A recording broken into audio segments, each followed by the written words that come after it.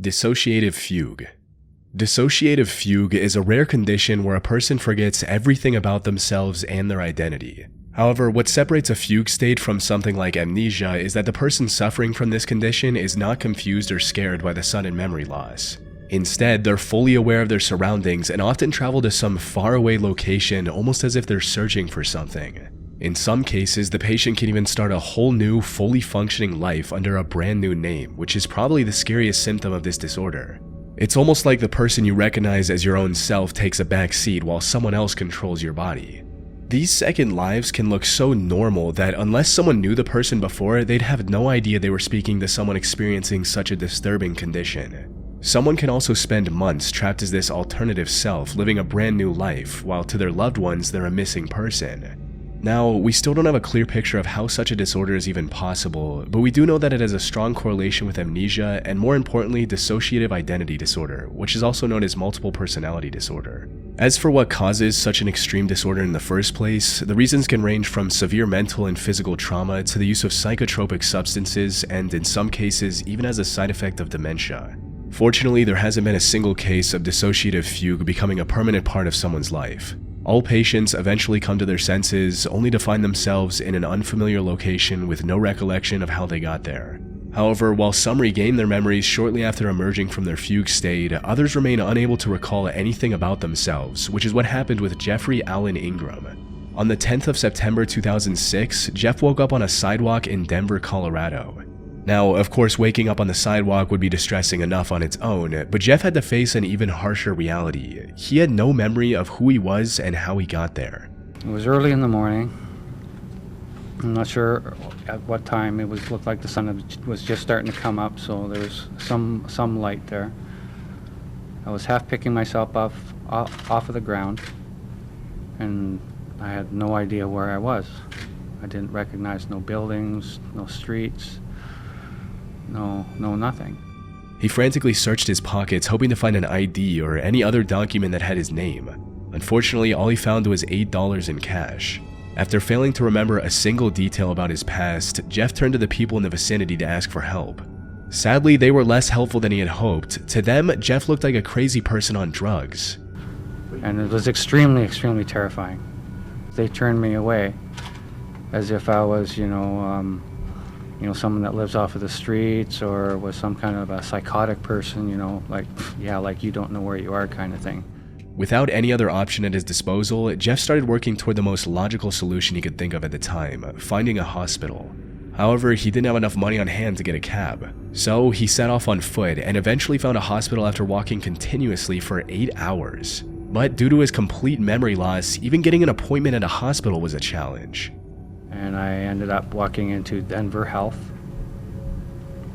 I walked up to where they take the admissions and stuff like that, and said I need help. They go, okay. Well, what is your name? I said, I have no idea. That's what I'm here for.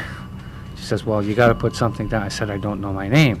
Like, you guys don't understand. So they just gave me a name and stuff there, John Doe. Still drilled me, what's your name? I said, I don't know. And I'm in tears at this time. I'm shaking really, really bad. I can barely stand up.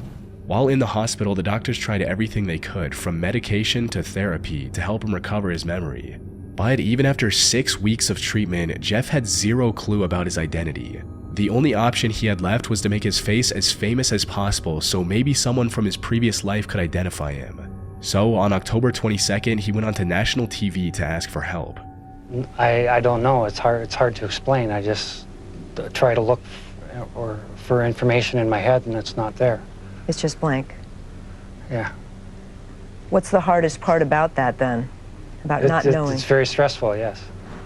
Can you do me a favor? Can you take off your hat so we can see what you look like without the baseball cap? Because people may remember you that way. And do you know if you always wore glasses or you just have no idea? I have no idea. Why don't you take those off as well so we can see what it looks like without the glasses? Luckily, his fiancée, Penny Hansen, recognized him and immediately contacted the police. She also gave them pictures of the two together to prove that she was telling the truth. Jeffrey Ingram hugged his fiancée today, who just 24 hours ago he couldn't even identify. he didn't even know himself. As it turned out, Jeff was a 40-year-old machinist from Olympia, Washington. On September 6th, he went out to visit his friend in Canada who was dying of cancer, and that's when he went into his fugue state for the next 4 days. The stress of knowing that a dear friend could pass away at any moment due to terminal illness was likely what triggered the disorder. However, it's important to note that this wasn't the first time something like this happened to Jeff. He had experienced the same issue twice before, with him going missing for 9 whole months back in 1995, though he did regain his memory quickly after waking up from that fugue state. Unfortunately, the same did not happen in 2006. As romantic as it would have been, he didn't regain his memory after seeing his fiancée after nearly 2 months. And it took years for him to readjust into his old life. In order to prevent such confusion in the future, Ingram ordered GPS shoes and had his identity information tattooed on him. He also started wearing a zip disc with medical information around his neck. The most unsettling part of the incident, however, was that he remembered having 2 children who died in a car accident.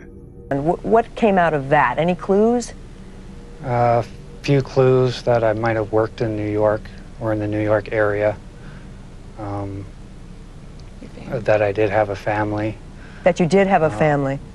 A wife and 2 kids, and they were all killed in a car crash somewhere by a drunk driver. Maybe in the New York area, we're not sure. But according to Penny, Jeff never had any children before. As to why he remembered something so traumatizing even though it wasn't true, we'll never know for sure. Have you ever noticed how difficult it is to find and cancel active subscriptions?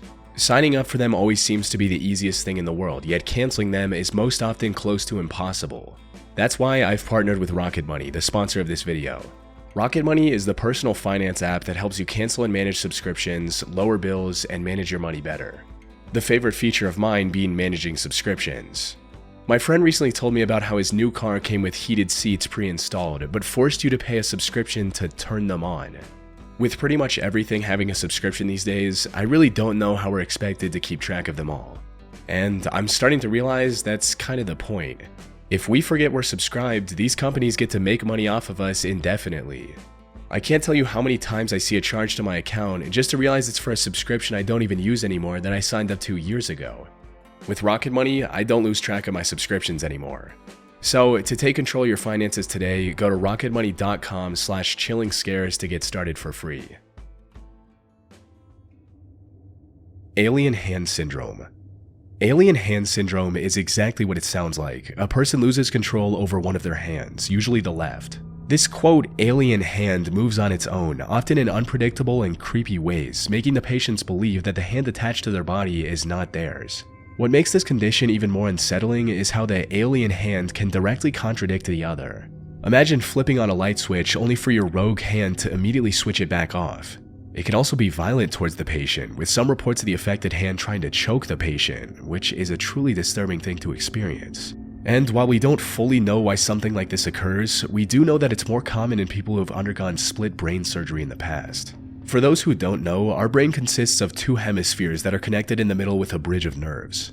Our motor functions are also split between the 2 halves. The left brain controls our right side, while the right brain controls the left. More importantly, the left hemisphere governs our ability to speak. It's where our language centers are housed, the part of us that can articulate thoughts. In a sense, it's the voice of who we are. However, during a split brain surgery, the corpus callosum, which is the bridge that connects the 2 hemispheres, is cut to treat severe drug-resistant epilepsy. And as the theory goes, split brain surgery removes the right brain's ability to communicate its intentions with the left brain, which, as we discussed, controls speech. In silence, the right brain remains conscious, aware, and functioning, but with no voice to express itself. And since it doesn't have a way to vocalize its intentions, the right brain often resorts to moving the hand under its control. A real-life example of this is Karen Byrne in New Jersey. She had the split brain surgery when she was 27 years old to treat epilepsy, and it was a success. That is, until her left hand started moving on its own. In an interview, Karen explained the first time this happened during a doctor's visit. Quote, "Dr. O'Connor said, 'Karen, what are you doing? Your hand's undressing you.' Until he said that, I had no idea that my left hand was opening up the buttons on my shirt. So I start rebuttoning with the right hand, and as soon as I stopped, the left hand started unbuttoning them. So he put an emergency call through to one of the other doctors and said, 'Mike, you've got to get here right away, we've got a problem.' She also explained how it now hinders her day-to-day life, stating, 'I'd light a cigarette, balance it on an ashtray, and then my left hand would reach forward and stub it out. It would take things out of my handbag and I wouldn't realize, so I would walk away. I lost a lot of things before I realized what was going on. Worst of all, the left hand sometimes lashed out against Karen and started attacking her out of the blue. Ultimately, if the split brain theory is true, it brings up some unnerving questions about who we are. But as creepy as some of the implications are, I doubt we'll get concrete answers anytime soon, since this disorder is so rare that it's hard to study. Plus, our brain is way too complex to fully understand with our current medical technology. Cotard Syndrome. Cotard Syndrome, also known as Cotard Delusion or walking corpse syndrome, is a rare mental disorder where a person believes that they're dead, don't exist, or have somehow lost their internal organs or blood. It was discovered by Jules Cotard, a French neurologist who first described this condition in 1880. He described this disorder as a previously unrecognized form of depression, noting that those affected exhibited many traits commonly seen in individuals with severe depression. They would stop taking care of themselves, become emotionless, and drive zero enjoyment out of activities they used to enjoy before. But later studies confirmed that the walking corpse syndrome wasn't a disorder on its own. Instead, it was the result of extreme depression and anxiety leading to psychosis and schizophrenia. Near-death experiences can also have a similar effect, where someone regains consciousness after getting very close to death or even dying for a few minutes before getting resuscitated by doctors. Something like this happened to Army veteran Warren McKinley, who got in a horrible motorcycle accident. And while he survived the accident, the resulting stress and head trauma in his frontal lobe caused him to develop the walking corpse syndrome. What I felt was, what's the point? And that's how you felt emotionally. What's the point? Why I was at Headley Court and they were trying to help me and to rehab you. And I was just... You felt like a ghost, didn't you? What's the point? Like a ghost, dead man walking. Yeah. More modern examinations have also discovered a strong correlation between Cotard syndrome and damage to parts of the brain responsible for recognizing faces. So, when an already anxious person sees themselves in a mirror, they can't recognize themselves and reach the delusional conclusion that they must be dead. Researchers also mapped out the 3 key stages of Cotard syndrome.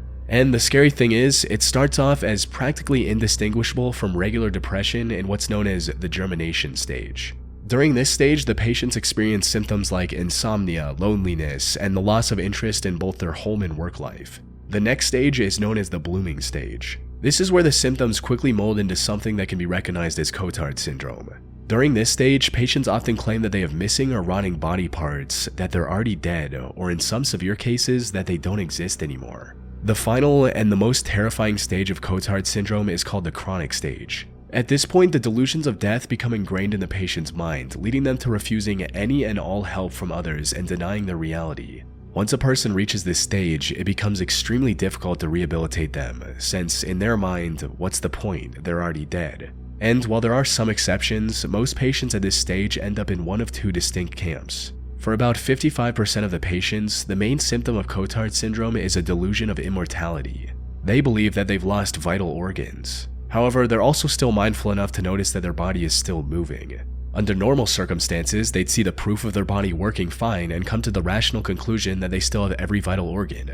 Unfortunately, the psychosis caused by Cotard syndrome leads them to a very destructive realization that they're functionally immortal. This was exactly the case for the 43-year-old woman whose condition led to Jules Cotard discovering the syndrome, someone he referred to as Mademoiselle X. In his case report, Jules described Mademoiselle X's condition in detail, stating, "Mademoiselle X affirms she has no brain, no nerves, no chest, no stomach, no intestines. There's only skin and bones of a decomposing body. She has no soul, God does not exist, neither the devil. She's nothing more than a decomposing body and has no need to eat for a living. She cannot die a natural death. She exists eternally if she's not burned. The fire will be the only solution for her." Unfortunately, Jules didn't have any way to treat this woman at the time. She later passed away from starvation after refusing to eat anything. And while the people suffering from this form of Cotard's might find some solace in the delusion that they can't die, the second group's life becomes an unending nightmare. The most disturbing case of this I came across involved a 65-year-old retired teacher referred to as Mr. B in the case report to protect his privacy. Let's call him Brian for simplicity's sake. Sometime in early 2010, Brian started experiencing a multitude of negative symptoms, including sadness, poor socialization, anxiety, decreased sleep and appetite, ideas of worthlessness, and guilt. However, it wasn't long before these symptoms developed further with delusions of catastrophe, nihilism, and persecution. He also began feeling like he had lost every asset and had become extremely poor as a result. But things were about to get a whole lot worse, because soon after, Brian started saying that his organs weren't working anymore, his brain had stopped functioning, and his house had developed cracks and was going to fall down. This feeling of nihilism became so unbearable that Brian tried to end his life. Fortunately, his attempt was unsuccessful and he was admitted to a hospital. Family members also found a final note in his room which revealed that he wanted to end himself because he feared he might spread a deadly infection to the people in his village. Even after being admitted to the hospital, Brian attempted to end everything 2 more times before becoming fully convinced that he was already dead and refusing to eat. The only silver lining in this case is that doctors were able to diagnose his condition as Cotard syndrome on time and treat him accordingly. This was a significant development, especially when you consider that unlike 140 years ago when Jules Cotard first discovered the syndrome, treatment options were virtually non-existent. And while Cotard syndrome is not officially recognized as a mental illness in official manuals like the DSM-5 and the ICD-10 by the World Health Organization, I came across several studies that suggest treating this syndrome is possible. And not only possible, but increasingly effective today with methods like electroconvulsive treatment and psychiatric medication. And with advances in brain imaging technology, we can hopefully gain a deeper understanding of the causes of Cotard syndrome and find ways to prevent it completely. Ebomb Syndrome. Ebomb Syndrome, also known as delusional parasitosis, is a mental health condition where the patients believe that they're infested or infected by some kind of insects or parasites. These can include things like worms, mites, bacteria, and even mice in some extreme cases. It's a type of delusional disorder where the person suffering from the ailment is convinced that they have these pests crawling under their skin. And while Ebomb syndrome doesn't cause any direct harm to the patient's body, it can lead to them hurting their own body while trying to remove the parasites. Some can take things even further and spray themselves with harmful pesticides, resulting in life-threatening breathing issues. Luckily, medication and treatments like antidepressants and cognitive behavioral therapy can help with reducing the symptoms to a more manageable level. That being said, there is a harsh and sad reality here. Delusional parasitosis is defined by an unshakable false belief. Those suffering from it are utterly convinced that parasites are invading their bodies, despite all evidence to the contrary. As a result, most affected individuals do not accept treatment. This is exactly what happened with a 53-year-old woman in Colombia in 2017. By the time she sought medical help, she had already been living with Ebomb syndrome for 5 years. Her symptoms included depression, constant itchiness, and even visual hallucinations. She also explained how she'd been using various toxic chemicals to clean her skin and clothes in an effort to get rid of the parasites living in her body, but nothing worked. In addition to all of this, she also brought a sample of what she claimed to be the parasites. But testing these specimens showed that they were nothing more than dried skin, likely some that she peeled off. And when the results of blood tests came clear as well, the physician tried to explain to her that this was a mental disorder and recommended a psychiatric evaluation. However, she was completely convinced that the parasites were real. So, when the doctors didn't agree with her evaluation, she stopped responding and didn't go through with any treatment for her condition. Hopefully, that woman received the medical attention she needed and is now living without this excruciating disorder. Though, given how she responded upon first learning the truth, I highly doubt that's the case. Visual agnosia. Visual agnosia is a rare vision-related disorder where the affected individual has trouble recognizing objects. They can still technically see something that's in front of them, but they can't identify what the object is, or at least identify it correctly. I see colours, shapes, punctuated by faces, the faces of people which I really recognise, and they stand out much more than anything else. That's why I can't read words or read music anymore. So I still can imagine what it looks like in my mind's eye, but I can't imagine what it looks like, or I can't see what it looks like when I look at it. So essentially, I find things through colour. Someone suffering from visual agnosia might see a chair and mistake it for a small child. Though this is an extreme example. In most cases, the patient often confuses an object with something of a similar general shape, like seeing a pink smartphone and believing that it's a bar of soap. There are also several subcategories of this disorder for people who have difficulty perceiving a certain type of object. People suffering from alexia, for example, cannot distinguish between different words and see all text as essentially the same thing. Similarly, patients with environmental agnosia have trouble recognizing their surroundings, which makes it almost impossible for them to go anywhere on their own. Visual agnosia is fascinating not just because of how it affects perception, but because it gives us a glimpse into the intricate workings of the brain and what happens when those processes break down. In rare cases, it can be triggered by trauma, such as a head injury or stroke. However, the more common cause is simply aging, particularly in conditions like dementia that impact the brain's ability to process and interpret visual information. It's not like the patient wakes up one day and is unable to recognize the objects around them. Instead, it starts off small with occasional misidentifications before growing rapidly with age. And this is precisely what happens to the most popular case of visual agnosia, which was documented by the neurologist Oliver Sacks in his book titled The Man Who Mistook His Wife for a Hat. The title of the book is also in reference to the person suffering from visual agnosia, who Oliver referred to as Mr. P, who I'll just call Peter for simplicity's sake. Now, Peter was a singer and a musician who became a music teacher in his later years, and it was during his time at school that the first signs of his visual issues began to appear. Sometimes a student would stand in front of him and Peter wouldn't recognize them. More specifically, he wouldn't recognize the student's face. It would stay that way until the student spoke, at which point Peter could identify them by their voice. This often caused misunderstandings and frustrations for Peter, but he often laughed it off and didn't pay much attention to it. However, his situation became a whole lot worse as time went on. Not only was he failing to identify the faces around him, but he also began to see faces where there were none. It got to the point that on some occasions he patted things like fire hydrants and parking meters thinking that they were his students. But this blurring of reality didn't stop there. As the condition progressed, Peter became increasingly delusional. He began speaking to ornate carvings on chairs, expecting a response, and expressing surprise when none came. This went on for nearly 3 years as Peter kept ignoring the issue and deluding himself into thinking that it was normal. And it wasn't until Peter developed diabetes and sought help from an ophthalmologist, concerned that his eyesight might be failing, that the truth came out. Fortunately, after hearing Peter's bizarre and fragmented descriptions of his vision, the ophthalmologist realized the problem wasn't with Peter's eyes, but with his brain. He referred Peter to Oliver Sacks for further diagnosis. Upon his visit, Oliver gave him a National Geographic magazine and asked him to describe what he saw in it. According to the case report, Peter was able to discern finer details like colors, brightness, and shapes of objects in a scene.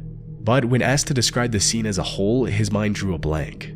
However, the most bizarre part of his visit came near the end when Peter was about to leave. He reached out and grabbed the head of his wife, who came with him, and tried to put her on his head. In other words, Peter had just misidentified his own wife as a literal hat. This confirmed beyond a doubt that Peter was dealing with visual agnosia. And unfortunately, while the diagnosis was accurate, Oliver had no treatment to offer that could improve his condition. With no other choice, Peter adapted by relying on his other senses to recognize people for the rest of his life. It goes to show just how adaptable humans are, even when faced with something as terrifying as visual agnosia. Truman Show Delusion. Truman Show Delusion is an exceedingly rare and fairly recent mental disorder where the patient believes that they're the protagonist of a reality TV show. In their minds, the world around them is nothing more than an elaborate set with hundreds of hidden cameras to capture their reaction to various events. The name of the disorder comes from the 1998 movie starring Jim Carrey called The Truman Show. For those who haven't seen it, the plot of the movie revolves around Truman, who's adopted by a corporation at birth. This corporation then builds a secluded island with thousands of cameras and broadcasts every second of Truman's life for the whole world to see. Now, there are some differences between individual cases, but for the most part, almost all patients believe that they're the real-life version of Truman. When asked, this is how one of the people suffering from the delusion described their mindset. I realized that I was and am the center, the focus of attention by millions and millions of people. My family and everyone I knew was and are actors in a script, a charade whose entire purpose is to make me the focus of the world's attention. Medically, the Truman Show delusion is a symptom of psychosis and can also serve as an early sign of schizophrenia. And while there have been many cases of this delusion over the years, few are as significant as Albert's. Albert was a 26-year-old from western Pennsylvania who was leading a fairly normal life. He worked at a nearby assembly plant and lived with his parents. But one day in 2002, he decided to travel to New York and tried to enter the United Nations building.